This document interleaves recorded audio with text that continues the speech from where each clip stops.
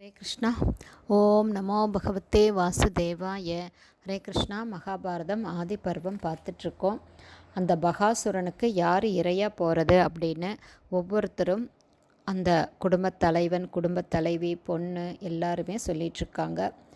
அந்த குடும்பத் தலைவன், நான் இறந்து போனால் நீ குழந்தைகளை காப்பாற்றலான்னு சொல்கிறாரு. அந்த குடும்பத் தலைவி, நீங்கள் இல்லாமல் என்னால் வாழ முடியாது, ஆனால் நீங்கள் இனியொரு கல்யாணம் பண்ணிவிட்டு நம்ம குழந்தைகளை நல்லபடியாக பார்த்துக்கலாம், நீங்கள் இருந்தால் தான் நம்ம குழந்தைகளை காப்பாற்ற முடியும்னு சொல்கிறாங்க.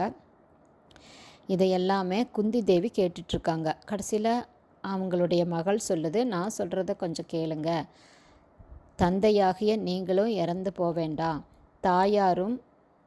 தாயாரும் அந்த அசுரனுக்கு இரையாக போக வேண்டாம், ஆனால் நீங்கள் என்ன அனுப்புங்க, நீங்கள் என்ன அனுப்புறது தான் எனக்கு நல்லது. ஏன்னா மகன் அப்படிங்கிறவன் தந்தையின் அம்சமாகறான், மனைவி அப்படிங்கிறவ கணவனின் துணைவியாகிறா. பெண்ணால் தாய் தந்தைக்கு பிரச்சனை தான். அதனால் பகாசுரனுக்கு நானே இரையாக போகிறேன், இந்த வாய்ப்பை எனக்கு நீங்கள் கொடுத்தா எனக்கு புண்ணியம் கிடைக்கும், என்னையே அனுப்புங்கன்னு சொல்கிறா. இப்படி அந்த பொண்ணு சொன்னதுக்கப்புறம் அவளுடைய இளைய சகோதரனான சின்ன அந்த சிறுவன், யாருமே அழ வேண்டாம், நான் இருக்கேன், அந்த ராட்சசனை இந்த புல்லால் நான் கொன்று போடுவேன் அப்படின்னு அருகல் பக்கத்தில் இருந்த அருகம்புல்லை எடுத்து அந்த சின்ன பையன் காட்டுறான். அந்த குடும்பம் எவ்வளோ பெரிய சோகத்தில் இருந்தாலுமே அந்த குழந்தையினுடைய இந்த செயல் அவங்கள மகிழ வைக்குது.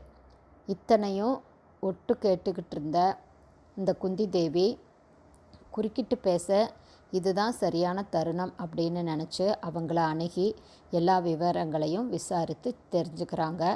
பகாசுரன் செஞ்சுட்டு வர்ற அட்டூழியத்தை அந்த குடும்பத் தலைவர் விவரித்து சொல்கிறாரு.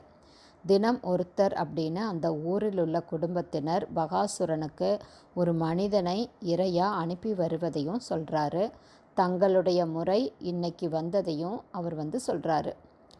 மேலும் எங்களுக்கு இது வேண்டியது தான், ஆட்சி செலுத்த அருகதை இல்லாத, திறமை இல்லாத, அக்கறை இல்லாத அரசன் ஆளக்கூடிய இந்த ராஜ்யத்தில் நாங்கள் வசிக்க முடிவெடுத்ததால தான் இந்த நிலை எங்களுக்கு வந்தது.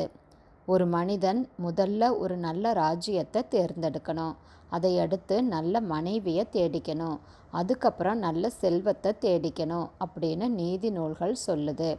ஆனால் அதையெல்லாம் நான் தலைகீழாக செஞ்சுருக்கேன்னு சொல்கிறாரு.